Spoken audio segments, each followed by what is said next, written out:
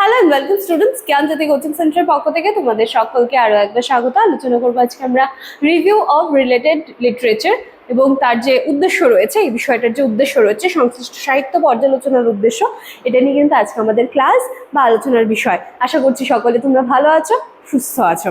Class বা আলোচনার বিষয় শুরু করার আগে জায়গাটি একটুখানি দেখে নিচ্ছি। এখানে দেখো দুটো কন্ট্যাক্ট নাম্বার তোমরা দেখতে পাচ্ছ। তোমরা যারা চাইছো আমাদের সাথে যোগাযোগ করবে, সেটা নোটস পারপাসেই হোক না কেন বা আদার যদি কোনো আমাদের সাথে অ্যাডমিশন রিলেটেড কোনো কোয়ারিজ তোমাদের থেকে থাকে, যে কোনো একটি নাম্বারে কিন্তু কল করে নেবে। তোমাদেরকে কোর্স ফি থেকে শুরু করে সমস্ত কিছু কিন্তু একদম ডিটেলসে জানিয়ে দেওয়া হবে। তাই হচ্ছে পুরো বিষয়টা। এবারে চলো তাহলে দেখছি কি রয়েছে। দেখো কি বলা হচ্ছে, গবেষণায় রিভিউ অফ রিলেটেড লিটারেচার বলতে বোঝায় গবেষণার বিষয়ের সঙ্গে সম্পর্কিত পূর্ববর্তী গবেষণা, বই, জার্নাল, প্রবন্ধ ও অন্যান্য তথ্যসূত্রের পদ্ধতিগত পর্যালোচনাকে বোঝায়। তাহলে রিভিউ অফ রিলেটেড লিটারেচার বলতে কি বোঝাচ্ছে?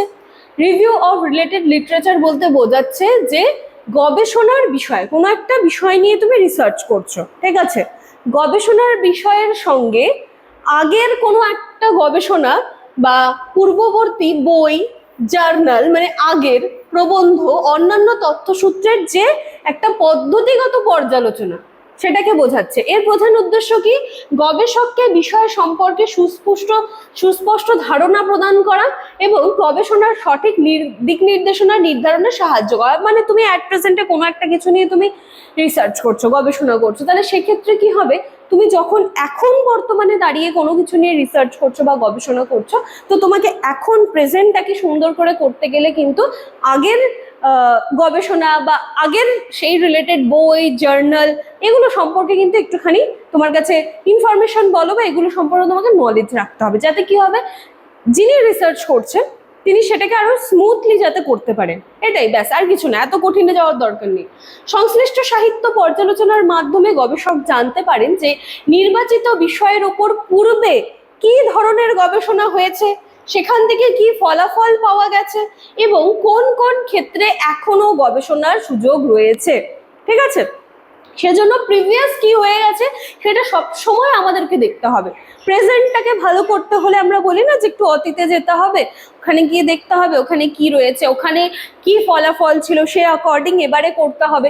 এই হচ্ছে সেই বিষয়। তো এটি গবেষণার সমস্যা নির্ধারণ ও পরিমার্জনে যথেষ্ট সহায়তা করে এবং গবেষণার পুনরাবৃত্তি এড়াতে সাহায্য করে। এছাড়া গবেষণার জন্য উপযুক্ত তত্ত্ব, ধারণা, পদ্ধতি, নমুনা নির্বাচন এবং তথ্য সংগ্রহের কৌশল নির্ধারণেও কিন্তু এটি অবশ্যই একটি গুরুত্বপূর্ণ ভূমিকা পালন করে থাকে, ঠিক আছে। আচ্ছা, সাহিত্য পর্যালোচনা কি করছে? গবেষককে গবেষণার অনুমান গঠনে যথেষ্ট সহায়তা করে এবং গবেষণার যে থিওরির দিকটা রয়েছে বা তাত্ত্বিক দিকটা রয়েছে সেটাকে অনেক বেশি কিন্তু স্ট্রং করে তোলে, ঠিক আছে। খুব শর্টে যদি উদ্দেশ্য সমূহ বলি, তাহলে গবেষণা বিষয় সম্পর্কে কি হয়, একদম ক্লিয়ার একটা কনসেপ্ট তৈরি হয়ে যাচ্ছে। গবেষণার সমস্যা নির্ধারণ এবং তার পরিমার্জন করা, পূর্ববর্তী গবেষণার ফলাফল সেই সম্পর্কে জানা, যে আগে আমার কি হয়েছিল সেটা আমি জেনে নিতে পারছি। গবেষণার পুনরাবৃত্তি এড়ানো, গবেষণা অনুমান প্রণয়নে সহায়তা করা, উপযুক্ত গবেষণা পদ্ধতি নির্বাচন করা এবং গবেষণার তাত্ত্বিক ভিত্তি সুদৃঢ় করা। তাহলে খুব একদম মানে খুব সংক্ষেপে বলতে গেলে এই হচ্ছে বিষয়। আর যদি ডিটেলসে সেটা বুঝতে চাও, তাহলে এইটা হচ্ছে পুরো বিষয়টা, ঠিক আছে। একদম সহজভাবে বুঝবে জিনিসগুলোকে। তো চলো, আলোচনার বিষয় এইটুকুই ছিল। দেখা হচ্ছে আবার নেক্সট দিনের ক্লাসে। Thank you.